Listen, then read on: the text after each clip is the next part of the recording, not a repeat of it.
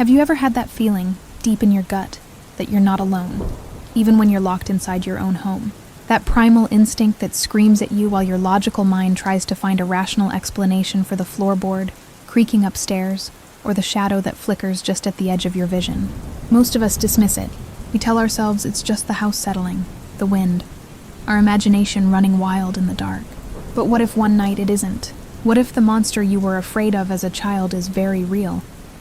And he's just on the other side of your bedroom door, listening to the sound of your breathing, just waiting for you to fall asleep. The stories you're about to hear are from people who stopped dismissing that feeling and realized, far too late, that they were right to be afraid. It was the dead of summer, the kind of oppressive, humid heat that makes the air feel thick and heavy in your lungs. I was 18, fresh out of high school, and enjoying that glorious, aimless period before college, and real responsibility kicked in. My parents had gone on an anniversary trip for a few days, leaving me the undisputed king of a quiet suburban castle. The plan was simple: video games, junk food, and absolutely zero obligations. The night it happened, I was deep into that routine, sprawled on the couch with a rerun of some mindless sitcom on Netflix, the blue light of my phone illuminating my face as I scrolled through an endless feed of nothing. The house was silent, except for the canned laughter from the TV and the gentle hum of the air conditioner, fighting a losing battle against the night. It must have been close to midnight when a sharp, authoritative knock echoed from the front door. It was so out of place in the comfortable silence that I flinched, pausing the show. My first thought wasn't fear, but annoyance. Who on earth would be knocking at this hour? For a split second, the lazy, trusting part of my brain almost had me walking over and swinging the door open without a second thought. But then, a cold wave of adrenaline washed over me. It was midnight. My parents were hundreds of miles away. Nobody was supposed to be here. I muted the TV, the sudden silence making my own heartbeat sound like a drum. I crept to the door, my bare feet silent on the hardwood floor, and pressed my eye to the peephole. The fisheye lens revealed two men standing on my porch. They were dressed in matching dark work clothes, like utility workers or movers, but their stillness was unnerving. They weren't fidgeting or looking around. They were just standing there, patient, their gazes fixed on the door as if they could see me through it. I held my breath, my mind racing. Should I shout through the door? Ask them what they wanted? Let them know someone was home? A primal instinct screamed at me to stay silent, to become a ghost in my own house. So I waited motionless, watching them. A few seconds later, one of them called out, his voice calm and clear. "Hello? We're looking for Mr. and Mrs. Evans." He used my parents' last name. A jolt went through me. This wasn't random. They knew who lived here. Still, I didn't move. I didn't make a sound. The logical part of my brain told me that no legitimate business is conducted at midnight on a residential doorstep. After a long minute that felt like an hour, the men exchanged a quiet, indiscernible murmur, then turned and walked off the porch. I stayed glued to the peephole, watching them disappear into the darkness beyond the porch light's glow. Our outdoor lights were off, so the yard was a pit of black. I never saw the sweep of headlights, never heard the rumble of an engine starting. It was as if the night had just swallowed them whole. The implication that they had walked here, to our secluded cul-de-sac, sent a fresh spike of fear through me. I backed away from the door and tried to return to my previous state of lazy comfort, but it was gone. I left the TV on pause, the silence now a source of anxiety, not peace. Every creak of the house made me jump. It didn't take long. Maybe 5 minutes later I heard it, the soft crunch of footsteps on the gravel path that ran along the side of the house. They weren't on the porch this time. They were bypassing the front door. My blood ran cold. I scrambled off the couch, my heart hammering against my ribs, and sprinted to the back of the house, to the large window in our dining room that overlooked the backyard. Peeking through the blinds, I saw them. The two men were at the gate to our backyard. One of them lifted the latch with practiced ease, and they stepped inside, moving with a quiet confidence that was utterly terrifying. I ducked away from the window, my back pressed against the wall, my breath coming in ragged gasps. I could hear their footsteps on the stone patio now, coming right for the sliding glass door. I heard them talking, their voices low and muffled, and then the distinct metallic sound of one of them messing with the lock. That was it. This was real. This was happening. My mind went into overdrive. I needed my phone. I needed to hide. I needed to call the police. I fled from the dining room, grabbing my phone from the coffee table as I ran. The only place I could think to go was the garage, It was attached to the house, but it had a heavy, lockable door. I slipped inside, closing it as gently as I could, and locked the deadbolt. My hands were shaking so violently I could barely dial 911. I whispered into the phone, explaining the situation as coherently as I could, my voice trembling. The operator's calm professionalism was the only thing keeping me from completely falling apart. As I was describing the men, a loud, sharp pop echoed from the back of the house, a sound that vibrated through the floor and into my bones. The operator heard it too. "Sir, are you safe? Where are you now?" Before I could answer, I heard the back door slide open. Their footsteps were inside the house now. Heavy, deliberate steps on the kitchen tile, then moving into the living room. They weren't rushing. They weren't frantic like a common burglar. They walked with a purpose, and that purpose led them straight to the main staircase. I heard their boots on the wooden steps, ascending to the second floor where the bedrooms were. My bedroom. My parents' bedroom. A door upstairs creaked open, then closed with a soft click, and then silence. A profound, terrifying silence that was somehow worse than the footsteps. They were upstairs in one of the rooms waiting. What were they waiting for? The operator was still on the line, telling me officers were minutes away, but those minutes felt like an eternity. I was crouched in the dark garage, surrounded by the smell of gasoline and old paint, listening to the silence from the house, my imagination painting horrifying pictures of what was happening upstairs, or what was about to happen. Those were the longest 10 minutes of my life. The silence was finally broken by the distant, then rapidly approaching wail of sirens. Relief washed over me so intensely my legs almost gave out. Through the thin garage door, I heard a sudden flurry of movement from upstairs, quick, panicked footsteps, and the sound of the two men arguing in harsh, angry whispers. The back door slid open again, and I heard the police announce themselves as they entered the house. "Police, show me your hands." Heavy footsteps stormed up the stairs. An officer came to the garage door and helped me outside, into the flashing red and blue lights that painted the quiet suburban street in strokes of chaos. The two men were brought down in handcuffs. They didn't fight, they didn't resist, but they also didn't say a word. They were completely silent, their faces blank masks. Weeks went by. The police investigation hit a wall. The men wouldn't talk. They had no criminal records to speak of. Their motive remained a complete mystery. It was obvious they weren't there for a simple robbery. They had walked past laptops, TVs, and other valuables. They went straight upstairs. The only thing they could be charged with was breaking and entering. The thought that haunts me, the one that keeps me awake some nights, is what their plan was. They asked for my parents. They went upstairs to the bedrooms. It felt like they were going to wait for my parents to come home from their trip, to walk into their own home, unsuspecting, and find two strange men waiting for them in their bedroom. I think about what would have happened if I had answered the door. If I had revealed myself, would it have stopped them, or would they have simply pushed past me and done whatever was necessary to silence the only witness before they settled in to wait for their intended targets? Something about their calm, methodical behavior tells me it would have been the latter. I would have just been an obstacle to be removed. The fear isn't just that they broke in. The fear is that they came for someone. And the chilling realization that if things had gone just a little differently, I wouldn't be here to tell this story. My home is my sanctuary, a small house nestled on a massive plot of land out in the heart of Wyoming. I moved here for the solitude, for the quiet expanse of nature that stretches out in every direction. It's a place where you can go days without seeing another soul, where the nearest neighbor is a distant speck on the horizon. This happened 4 years ago, back in 2019. It was a relentlessly wet spring.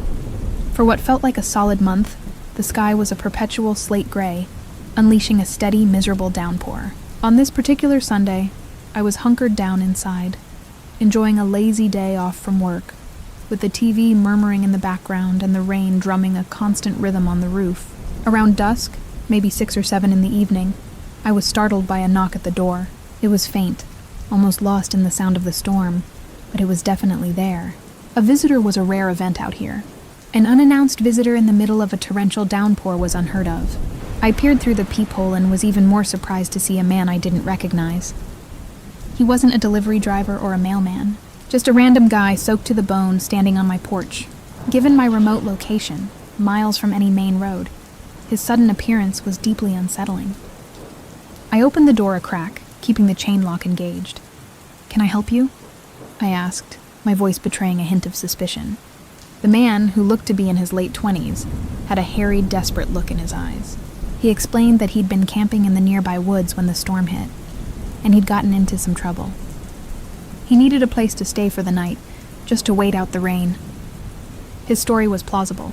My house was the only sign of civilization for at least 5 or 6 miles in any direction, if you were coming from the woods. The relentless rain made his plea even more compelling, and a part of me felt a pang of sympathy.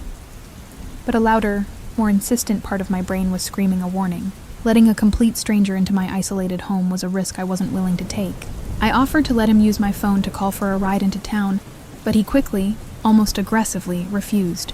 When I bluntly told him he couldn't stay, a flicker of something dark passed over his face before he turned and walked away. I watched him trudge down my long dirt driveway until he veered off the path and disappeared back into the dense, rain-soaked woods. The encounter was strange, but I tried to put it out of my mind, chalking it up to a desperate camper caught in a bad situation. I went back to my TV, but the unease lingered. A couple of hours passed, and night had fully fallen. The world outside my windows a black, rain-lashed void. That's when I saw it, an orange glow flickering through the window that looked out onto my backyard. I got up and pulled back the curtain. Through the sheets of rain and swirling fog, I could see a small campfire, struggling to stay alive under the shelter of a large pine tree deep in the woods bordering my property. Standing next to it was the silhouette of a figure. I couldn't tell if he was facing my house or the woods, but my gut told me it was the same man from my porch. A chill that had nothing to do with the weather crept down my spine. I closed the curtains and immediately called the police. I knew it would take them a long time, maybe an hour or more, to get to my remote location. The man wasn't actively threatening me, but his presence, his campfire burning just beyond my property line after I had turned him away, felt like a deliberate act of intimidation.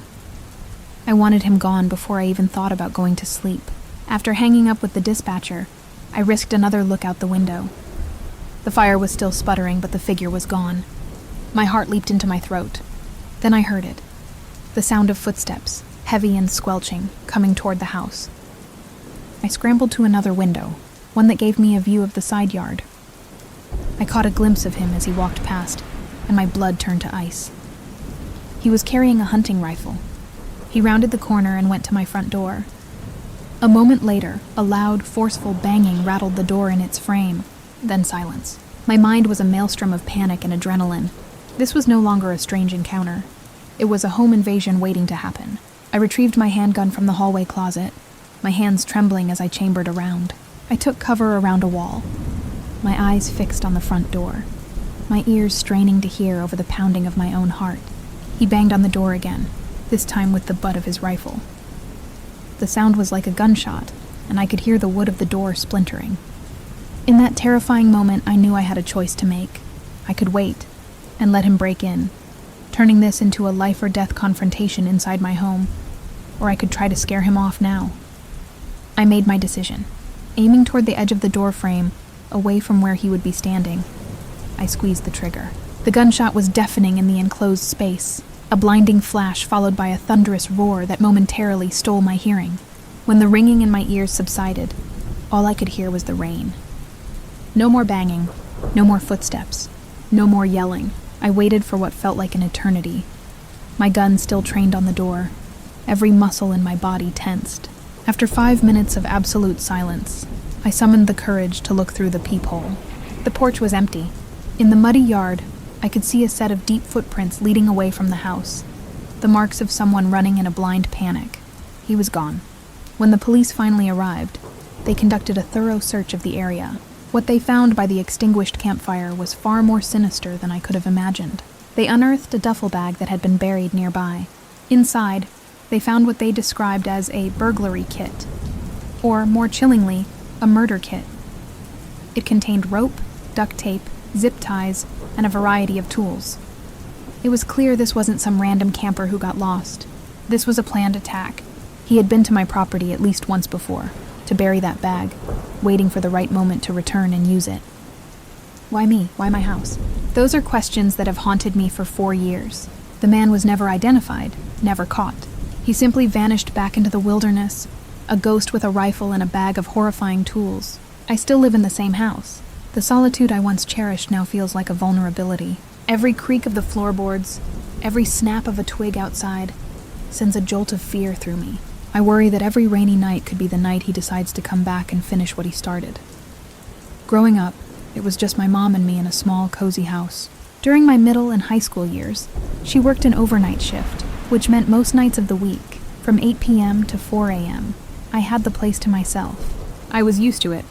The quiet hum of the refrigerator and the ticking of the grandfather clock in the hall were the familiar sounds of my solitary evenings. This happened just a few months before I was set to graduate high school. It was a typical school night. At 7:30, I said goodbye to my mom as she left for work. I spent the next few hours lost in the digital world of video games. The usual teenage routine. Knowing I had school in the morning, I tried to be responsible, but still ended up shutting everything off later than I should have. Around 11:30. I trudged upstairs to my room, collapsed into bed, and scrolled on my phone for another hour before finally drifting off to sleep. I woke up with a start, pulled from a deep sleep by a sound that didn't belong. It was the soft but distinct click of a door closing downstairs. I blinked in the darkness, my sleep-addled brain slowly processing the information. I glanced at the glowing red numbers on my alarm clock. 3:30 a.m. My first thought was relief. My mom must be home from work early. I rolled over, listening to the faint sounds of footsteps moving around downstairs, ready to drift back to sleep. But as I lay there, a sense of unease began to creep in. My mom's routine was always the same. She came in, kicked off her shoes, and went straight upstairs to get ready for bed. The footsteps I was hearing were different. They weren't purposeful.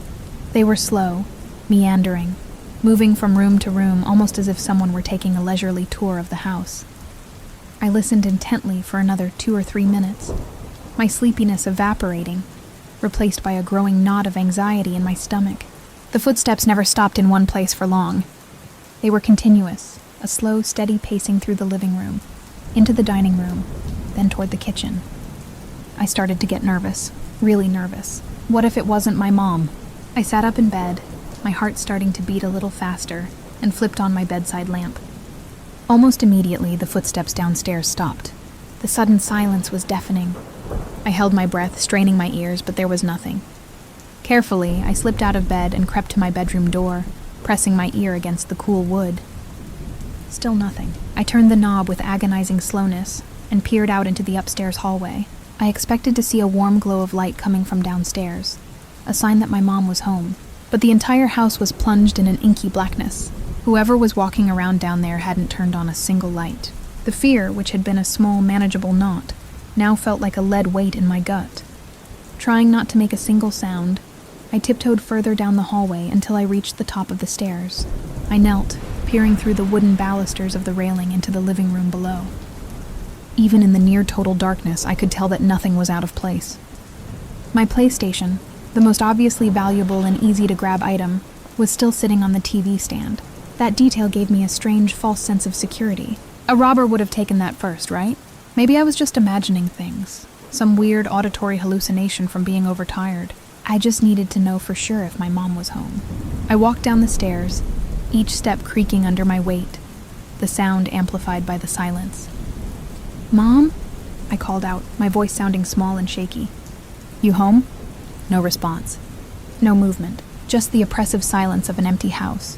I walked through the short hallway that connected the living room to the kitchen. The moment I stepped onto the cold kitchen tile, I saw it. A single muddy shoe print, perfectly outlined on the clean white floor. My eyes shot up, scanning the room, and then they locked onto a figure across the room. My blood ran cold. A man was sitting at our dining table.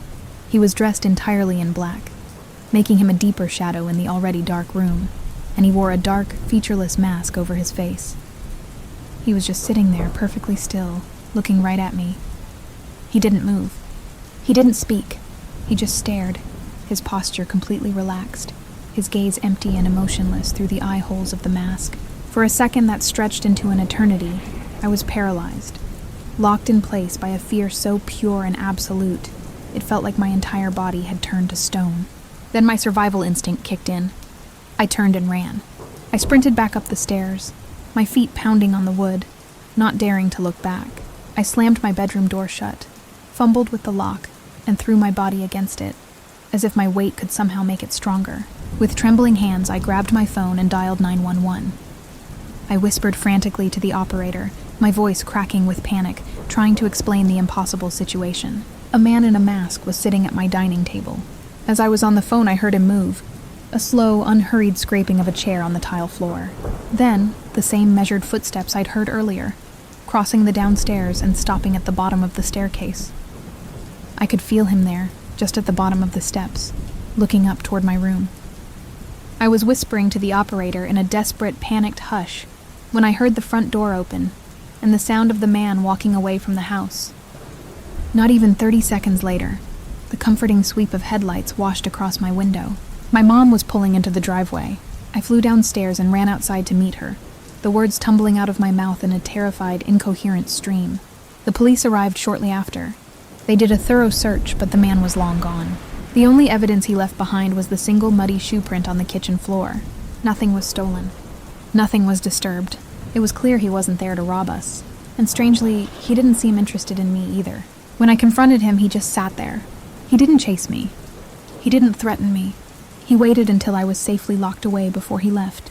The police theorized that he was there for my mom. It would explain why he broke in just minutes before she was due to get home from her shift. It makes me shudder to think about what would have happened if I hadn't woken up.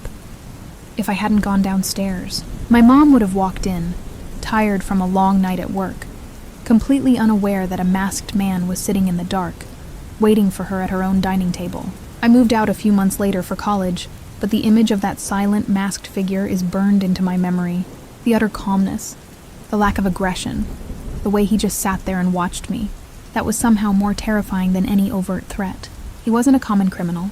He was something else, something far more sinister, and I know, with a certainty that chills me to the bone, that if my mom had gotten home just 1 minute earlier, my life would have been irrevocably, horrifically changed forever. Being half retired at 52, I spend most of my time at my rural house, a place I built with my own hands years ago. It's my fortress of solitude, with the nearest neighbors a good half-mile down a winding dirt road. I like the isolation. I like the peace. But a few months out of the year, I still do some contracting work to keep my skills sharp and my bank account healthy. At the time this happened, it was late fall, that crisp, cool season when the trees are bare and the world seems to be holding its breath before winter. I was spending the day doing the annual ritual of preparing for the coming cold, gathering all my tools, lawnmowers, and various equipment from around the yard, and storing them in the large shed out back. It was during this mundane chore that I saw something that immediately set my teeth on edge. A man was walking along the empty dirt road that connects my long driveway to the main highway. He had nothing with him. No backpack, no water bottle, no camping gear. This road is desolate. Aside from my house and a couple of others spaced far apart, there's nothing out here for miles. The nearest town is a grueling 4-hour walk away. There was no logical reason for this man to be walking here. I watched him, a strange prickle of unease crawling up my spine, until he was just a small figure in the distance, eventually disappearing from sight. I scanned the road in both directions. No cars were parked on the shoulder, no signs of a breakdown. It was just him, a man walking with no apparent purpose in the middle of nowhere. I tried to shrug it off, but the image of him stuck with me as I finished my work and went inside for the evening. I was sitting at my kitchen table, enjoying a quiet dinner as darkness settled over the fields, when a sudden loud thud from outside made me jump, spilling my coffee. It was a heavy wooden thump, and it sounded like it came from the direction of the shed. I got up and looked through the kitchen window. My heart skipped a beat.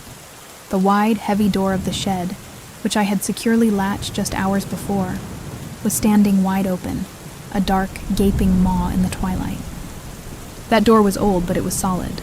It had never, ever unlatched on its own. A cold dread began to seep into me. I knew I had to go out there, to at least close the door. But the idea of stepping out into the dark, vulnerable yard was terrifying. Still, I couldn't just leave it open. Grabbing my rifle from its rack by the door, a precaution I hoped was an overreaction, I stepped outside. The night was preternaturally quiet. The only sound was the crunch of my own boots on the dry grass. I walked toward the shed, my senses on high alert, my rifle held at the ready. I scanned the surrounding fields, the woods at the edge of my property, looking for any sign of movement, any shape that didn't belong. Nothing. When I reached the open shed, I flicked on the powerful flashlight attached to my rifle and swept its beam across the interior. Everything looked exactly as I had left it. The lawnmowers were in their places. Tools hung neatly on the walls. Nothing seemed out of place. I stepped inside, doing a more thorough search, checking behind the larger equipment for any animal that might have gotten trapped. But it was empty. I pulled the heavy door shut, making sure the latch was secure this time, and started the long walk back to the house. As I crossed the open field, a powerful, inexplicable feeling of being watched washed over me. The hair on the back of my neck stood up. I didn't know what it was, but the feeling grew more intense with every step I took, a primal sense of danger that screamed at me to run. By the time I reached my front porch, my heart was pounding. I practically dove inside, slamming the door and locking the deadbolt behind me. I stood in the entryway for a moment, catching my breath, the rifle still clutched in my hands. As I walked into the main hallway, I saw it. My heart stopped. There, on the clean hardwood floor, was a perfect muddy shoe print. And then another and another, forming a clear trail across the hallway, leading directly to the closed door of the spare bedroom. My mind reeled. The man on the road, the shed door swinging open, the feeling of being watched. It wasn't a distraction. It was a diversion. He'd lured me outside. He was in my house. My blood turned to ice. Adrenaline surged through me. I raised my rifle, my hands slick with sweat, and took a deep, shuddering breath. I walked slowly, silently, up to the spare bedroom door. I pressed my ear against the wood and listened. I could hear it, the soft, rhythmic sound of someone breathing, just on the other side of the door. Before I could formulate a plan, before I could even think about what to do next, the doorknob twisted in my grip. The door swung violently open. I stumbled back, bringing the rifle up to my shoulder as a man lunged out of the darkness. He looked like the man from the road, his face a mask of pure, unadulterated rage. He was holding one of my heavy, metal-headed shovels from the shed, brandishing it like a battle axe. I think the only thing that stopped him from splitting my head open was the sight of my rifle. Its barrel pointed directly at his chest. He froze in the doorway, the shovel held high, his chest heaving with ragged breaths. I screamed at him, a raw, primal yell to stay back, trying to project a confidence I was far from feeling. I was terrified. We stood there, locked in a terrifying standoff, the silence stretching for an eternity. I didn't know what to do. The police would take at least an hour to get here. I couldn't hold him at gunpoint for that long. Anything could happen. The man's eyes darted around, his face still contorted with that terrifying rage. Then, in a sudden, violent motion, he hurled the shovel at me. I ducked instinctively as it clanged against the wall behind me. He didn't press the attack. Instead, he spun around and sprinted back into the bedroom. I rushed in after him, my rifle still raised, and watched in disbelief as he scrambled to open the window. Part of me screamed to stop him, to hold him accountable, but another, more primal part of me was just relieved to see him leaving. He climbed out the window, dropped to the ground, and ran off into the vast, empty darkness of the fields, disappearing into the night. To this day, he has never been identified. His motives remain a complete mystery. Why did he lure me out of my house? What was he planning to do with that shovel? All I know for certain is that if I hadn't taken my rifle with me to check on that shed, if he had gotten the jump on me from that dark room, I wouldn't be alive today. The peace I once found in my isolation is gone, replaced by a constant, lingering fear that one day he might just walk out of that darkness again. I'm not someone who travels often. My life is pretty routine, so when a work conference required me to visit a small town several states away, it was a rare break from the norm. I usually stay with friends or family, but this time, I was on my own. The town was small and the local motels looked uninviting, to say the least. To my surprise, a single house was listed on Airbnb. I'd never used the site before, but the pictures showed a clean, decent-looking place that was leagues above the other options. I requested the dates, and within minutes it was booked. The drive was long, nearly 14 hours, and by the time I arrived in the town, it was well after midnight. The place felt deserted. Every store was closed. Every house was dark. There were no people on the sidewalks, no cars on the streets. It was an eerie first impression, a town that seemed to completely shut down and disappear after dark. The GPS led me down a winding, forested street to the Airbnb. It was one of the few houses with its porch light on, casting a welcoming glow. As I pulled into the driveway, I noticed another light on, in a single window on the second floor. I figured the previous guest, or maybe the cleaning crew, had simply forgotten to turn it off. I gathered my luggage and went to the front door, using the key code from my email to let myself in. After locking the door behind me, I dropped my bags in the entryway and made my way upstairs to turn off that errant light. It was a spare bedroom, sparsely furnished with just a bed and a small dresser. I flicked the switch, plunging the room into darkness, and then went to the master bedroom to unpack. I was only staying for one night, but I'd booked it for 2 to accommodate my late departure the following day. I was exhausted from the drive, but it took me over an hour to finally unwind and get into bed. As I lay there, waiting for sleep to come, the house began to make its presence known. The wind sighed through the trees outside, and the old structure creaked and groaned around me. I was just starting to drift off when a loud thud from somewhere within the house jolted me wide awake. I sat bolt upright in bed, my heart pounding, straining to hear over the sound of the wind. I stared at my closed bedroom door, trying to place the sound. It wasn't the house settling. It was a solid, percussive sound, like something heavy had been dropped. With no idea what could have caused it, I knew I had to check. I slipped out of bed and opened my door as softly as I could, peering into the dark upstairs hallway. It was silent now. The only sound was the wind outside. No more thuds. I took a hesitant step back into my room and quietly shut the door. But a strange, nagging feeling kept me from getting back into bed. As I stood there listening to the silence, I heard it. A soft, subtle creaking from the floorboards in the other room, the spare bedroom where the light had been on. My blood ran cold. The creaking moved, slowly, deliberately, into the hallway. Then it started coming toward my door. It was footsteps. Someone else was in the house. I was frozen in place, my mind struggling to accept what my ears were telling me. My heart hammered against my ribs as the footsteps stopped right on the other side of my door. I was in such a state of shock and terror that my body moved on its own. My hand shot out and gripped the doorknob, holding it tight. A moment later, I felt it turn from the other side, a downward pull against my resistance. As soon as they felt my hand holding it, they stopped. For a split second, there was nothing. Then, with sudden, explosive force, the handle was wrenched down, and a heavy weight slammed into the door. It flew halfway open before I threw my entire body against it, fighting to push it shut. In the brief moment the door was ajar, I saw him. Just a glimpse of a man's face in the dark hallway, his eyes filled with a terrifying, unexplainable rage. A desperate struggle ensued. I pushed with all my might, the adrenaline giving me a strength I didn't know I possessed. He pushed from the other side, his grunts of effort audible through the wood. Somehow I managed to force the door back into its frame, the latch clicking into place. I fumbled with the lock, my trembling fingers barely able to turn the small knob. The man on the other side rattled the handle, throwing his weight against the door a few more times. He yelled something, a string of muffled, unpleasant words, and then I heard him run. His heavy footsteps pounded down the stairs, and a moment later, the front door slammed shut. I stood there, my back pressed against the door, gasping for breath, my mind reeling. It took me a few minutes to gather myself enough to dial 911.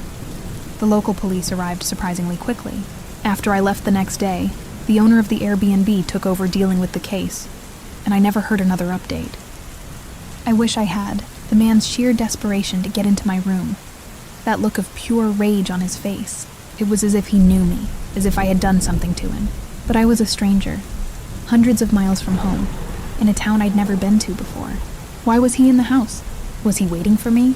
Was the light in the spare bedroom a signal, or a mistake that tipped me off to his presence? The questions are endless, and the answers are terrifying to contemplate. I'll never know who he was or what he wanted, but I know I'll never stay in an Airbnb again.